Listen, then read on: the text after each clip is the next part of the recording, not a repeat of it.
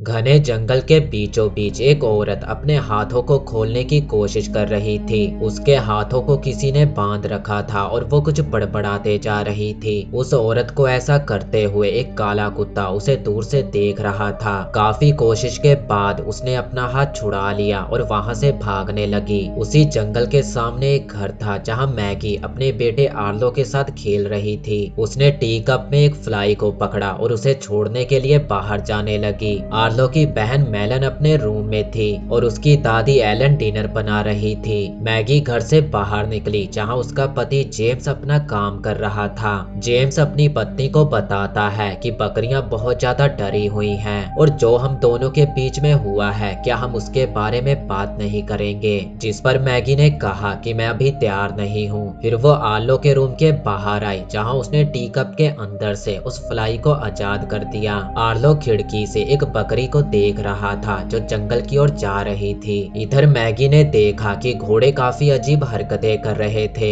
सभी घोड़े काफी ज्यादा डरे हुए थे। घोड़ों को ऐसा देखकर मैगी को कुछ भी समझ नहीं आ रहा था। वो घर के अंदर चली गई और इधर आर्लो बकरी को फॉलो करते हुए जंगल में चला गया। वो जंगल में बकरी को ढूंढ रहा था पर उस जंगल में कोई तो था जो आर्लो का पीछा कर रहा था। अब रात हो चुकी थी पर आर्लो अभी तक घर नहीं लौटा था। मैगी सभी से आर्लो के बारे में पूछ रही थी पर किसी को भी आर्लो के बारे में कुछ नहीं पता था। वो सभी आर्लो को ढूंढने में लगे हुए थे कि तभी इनके घर रूबेन अपनी पत्नी वेलेरिया और अपने बेटे निकोलस के साथ इनके घर आया। उनका घोड़ा काफी अजीब हरकतें कर रहा था और उसने खुद को जख्मी भी कर लिया था। मैगी जो जानवरों की डॉक्टर थी उसने रूबेन को घोड़े को क्लिनिक में लेकर आने को कहा। इधर बाकी सभी आर्लो को ढूंढने में लग गए। वेलेरिया बताती है कि हमारे पड़ोसी का डॉग भी गायब है, बिल्कुल वैसे ही जैसे आर्लो गायब है। ये सभी आर्लो को ढूंढने के लिए जंगल में निकल पड़े।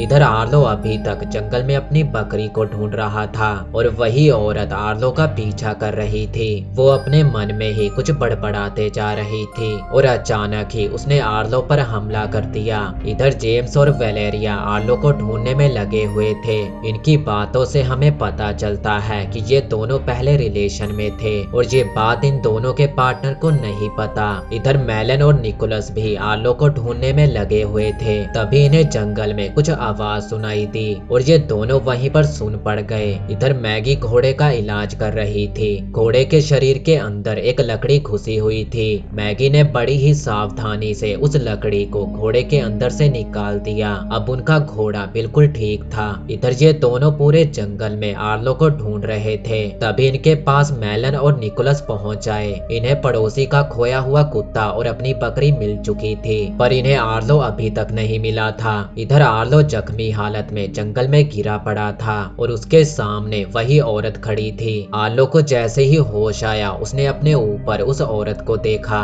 वो औरत बड़ा सा मुंह खोलकर चिल्लाने लगी और उसकी आंखों में एक कलरफुल लाइट चमक रही थी और अगले ही पल वो लाइट आर्लो के आंख में चमकने लगी। इधर जब इन्हें आर्लो नहीं मिला तो ये लोग घर लौट आए। तभी डोनाल्ड अपनी पत्नी कैली के साथ इनके घर पहुंच जाया और ये दोनों वही हैं जिनका कुत्ता खो चुका था पर अब इन्हें अपना कुत्ता मिल चुका था। जब डोनाल्ड को पता चला कि आर्लो भी गायब है तो उसने अपनी गन निकाल ली और बोला कि शायद जंगल में कोई जानवर घुस आया है और अब हमें ही उसे मारना होगा। ये सभी बातें कर ही रहे थे कि तभी वहां आर्लो पहुंच आया पर उसकी हालत काफी ज्यादा खराब थी। उसके पूरे शरीर पर चोटों के निशान थे। मैगी आर्लो से पूछ रही थी कि ये सब कैसे हुआ पर आर्लो भी वैसे ही बड़बड़ाते जा रहा था जैसे वो औरत बड़बड़ा रही थी। तभी अचानक से वो बेहोश हो गया। इधर जंगल में वो औरत एक पेड़ के नीचे बैठी हुई थी। तभी किसी ने उस पर हमला करके उसे मार दिया। इधर इनके घर के बाहर एक कार आकर रुकी जिसमें से एक मास्क पहने आदमी बाहर निकला। उसने इनके घर के बाहर ब्लू कलर को स्प्रे करके एक लाइन बना दी। इधर आर्लो के ऐसे बेहोश होने से सभी लोग परेशान हो चुके थे। उन्होंने एम्बुलेंस को फोन करने की कोशिश की पर उनके फोन में सिग्नल नहीं आ रहा था। साथ ही इनकी कोई भी गाड़ी स्टार्ट नहीं हो रही थी। पूरे घर की लाइट फ्लिकर करने लगी। जेम्स ने उस मास्क पहने आदमी को देखा और उससे बात करने के लिए उसके पास जा पहुंचा। वो आदमी जेम्स को लाइन क्रॉस करने से मना कर रहा था और उन्हें ये कहकर वहां से चला गया कि किसी पर भी भरोसा मत करना। इधर इधर कमरे में आर्लो को होश आ चुका था।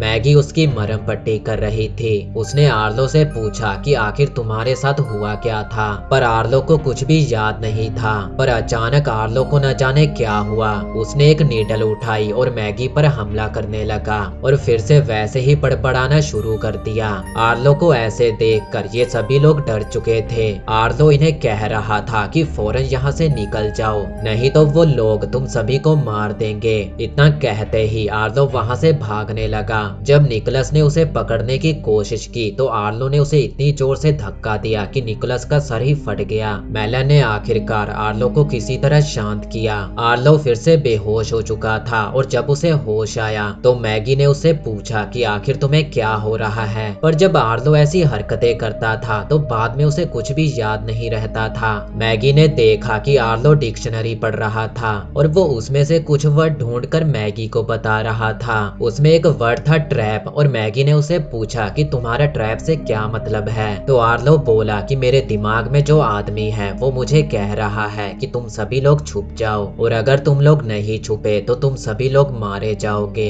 इधर डोनाल्ड को ऐसा लग रहा था कि जंगल में कोई जानवर है तो वो अपनी गन लेकर उसका शिकार करने के लिए निकल पड़ा। कुछ दूर जाने पर वो एक चीज से टकराकर नीचे गिर पड़ा। जब उसने सामने देखा तो ये उसी औरत की लाश थी। इससे पहले कि वो कुछ समझ पाता वही काला कुत्ता उसके पीछे आ खड़ा हुआ। वो कुत्ता डोनाल्ड के ऊपर गुर्रा रहा था।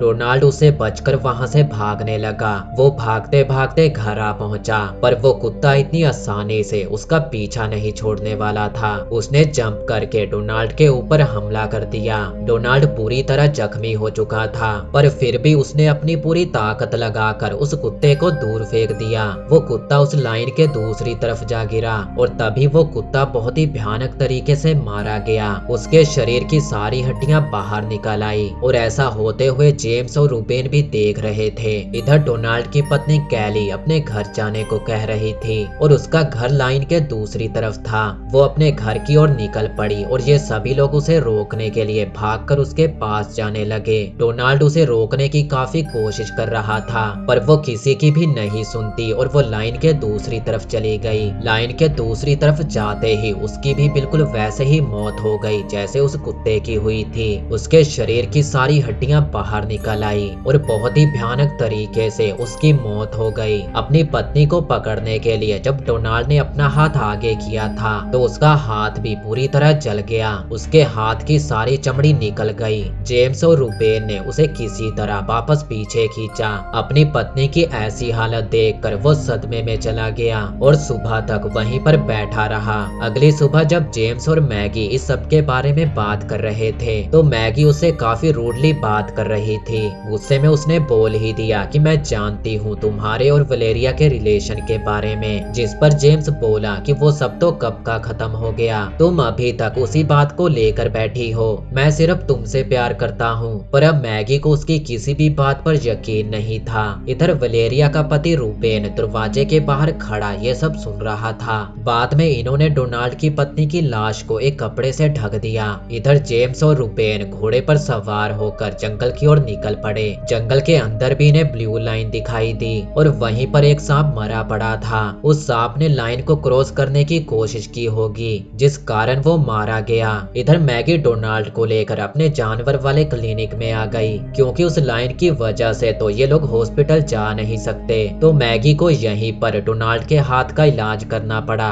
इधर मेलन और निकोलस ने देखा कि आर्लो बड़ों की तरह डिक्शनरी में वर्ड ढूंढ रहा था, जबकि आर्लो के लिए ऐसा करना इम्पॉसिबल था। वो लोग आर्लो से पूछने लगे कि तुम कौन हो, तो आर्लो बोला कि मैं आर्लो नहीं हूँ। आर्लो इस समय दिमाग में सो रहा है। मैं हूँ हार्वेंजर और मैंने ही आर्लो के दिमाग पर कब्जा किया हुआ है। हार्वेंजर मेलन का हाथ पकड़कर उसे कहने लगा कि तुम सभी लोग छुप जाओ, नहीं तो मारे जाओगे। इसी दौरान हार्वेंजर को एक रेनबो की ड्राइंग दिखाई दी, जिसे देखकर उसके दिमाग में एक आइडिया आया। अब वो उन दोनों को लेकर जंगल की ओर निकल पड़ा। जंगल में ये तीनों एक ऐसी जगह पर पहुंचे जहां बहुत सारे जानवर मरे पड़े थे और वहां पर काला निशान था, जैसे कि वहां की जमीन जली हो। वहां पर बहुत सारे छोटे छोटे पत्थर पड़े थे। हार्वेंजर का कहना था कि ये सभी पत्थर मीटियोरॉइड है।